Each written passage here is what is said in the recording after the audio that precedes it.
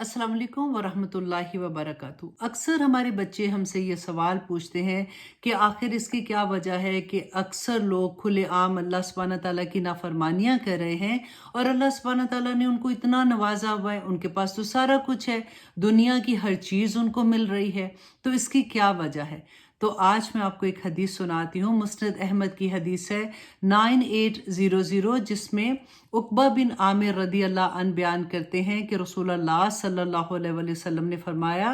कि जब आप किसी ऐसे आदमी को देखो कि जो अल्लाह सुब्हानहू तआला की नाफरमानियों के बावजूद भी अल्लाह सुब्हानहू तआला ने उसको दुनिया में बेहिसाब रिस्क दिया हुआ है, तो समझ लो कि ये अल्लाह सुब्हानहू तआला की तरफ से ढील है।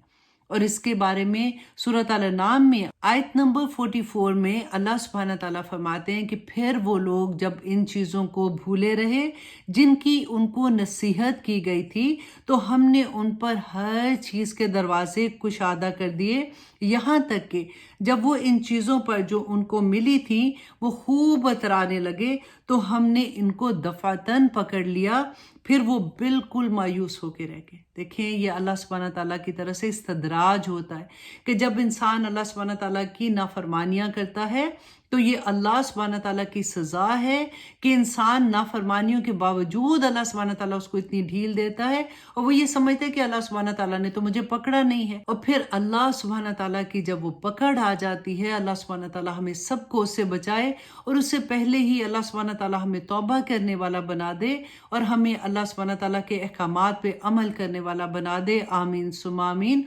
अस्सलाम वालेकुम वरहमतुल्लाहि वबरकातुहू।